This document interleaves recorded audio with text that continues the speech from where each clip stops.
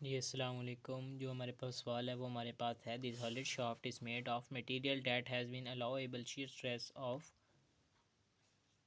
10 megapascal determine the required diameter of the shaft to the nearest millimetre. देखें, हर सवाल में उसने हमें डायामीटर गिवन दिया होता था और वो हमें कहता था कि आपने मैक्सिमम या अलाउएबल शीयर स्ट्रेस फाइंड करना है। तो इस सवाल में एक तरह की हमने रिवर्स इंजीनियरिंग कर देनी है, ठीक है। तो जो हमारे पास जो फार्मूलाज हैं ना, वो ये 3 फार्मूलाज हैं, ठीक है। अगर आपने फार्मूला पहचान लिया तो आपका 80 to 90% सवाल वैसे ही सॉल्व हो जाएगा, ठीक है। तो इसमें जो टी हमारे पास इंटरनल टॉर्क को शो कर रहा है, जे जो हमारे पास है वो पोलर मोमेंट को शो करता है, टॉ शेयर स्ट्रेस को शो करता है, जो रो है वो हमारे पास रेडियल डिस्टेंस या रेडियस को शो करते हैं। जब ये मैक्सिमम हमने फाइंड करना होता है ना, तो ये रेडियस के इक्वल हो जाती है। अभी ये रेडियल डिस्टेंस है, ये फुल रेडियस नहीं होता, ठीक है। और जो फाई है वो हमारे पास एंगल ऑफ ट्विस्ट को शो कर रहा होता है। तो इसमें हम देख सकते हैं कि जो रेडियस है या रेडियल डिस्टेंस है वो हम डायमीटर को हाफ करके निकाल सकते हैं। तो वही जो मैंने लिख दिया है, रेडियस इज इक्वल d/2। तो इसमें हमारे ना एंगल ऑफ ट्विस्ट उसने गिवन दिया है ना उसने हमें फाइंड करने का है, तो इस वजह से इसको हम कैंसिल कर देंगे। तो इन तीन में से हमने ये दो कोई से फार्मूले चूज़ करने हैं, तो हमारे पास ये वाला चूज़ हो गया, ठीक है।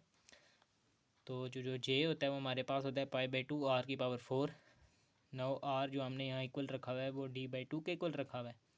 तो उसमें पुट कर दिया और उसको सिंप्लीफाई किया, तो ये हमारे पास ये आ गया है π/32 d⁴, ठीक है। तो अब चलते हैं अब नीचे फार्मूले में।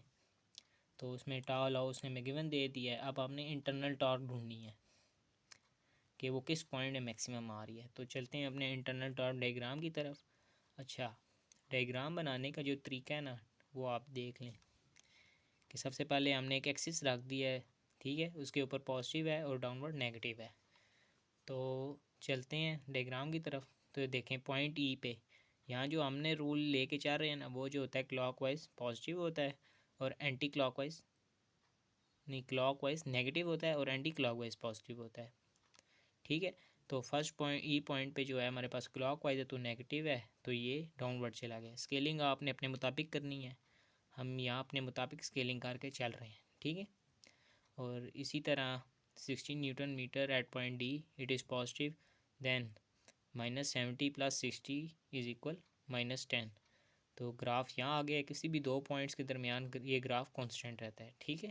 जिस तरह आप डी और ई के दरमियान दे सकते हैं, वो 70 पे कांस्टेंट है, सी और डी के दरमियान 10 पे कांस्टेंट है। Then 30 is clockwise, it is negative, so -10 -30 is -40, okay. तो आगे चलते हैं। At point B it is anti clockwise, so it is positive, तो -40 + 25 is equal 15। Then at point A it is positive, -15 + 15 is equal 0। तो ये हमारा 0 point पे आ गया। तो चलते हैं अपने आगे काम की तरफ। तो जिस तरह के आप देख सकते हैं कि यहाँ हमारे पास इन दो पॉइंट्स के दरमियान मैक्सिमम शेयर स्ट्रेस आ रही है जो कि डी और ई है। तो इसी तरह हमने यहाँ वो पुट की 70, और इस आफ्टर सिंप्लीफाइंग हमने यहाँ से डायामीटर निकाल लिया है। अब डायामीटर जो होगा वो हमारे पास पहले मीटर में आएगा, क्योंकि जो टॉर्क हमारे पास थी वो न्यूटन मीटर में थी। देन हम इसको कन्वर्ट कर देंगे मिलीमीटर में। तो इस तरह ये हमारा सवाल सॉल्व हो गया है।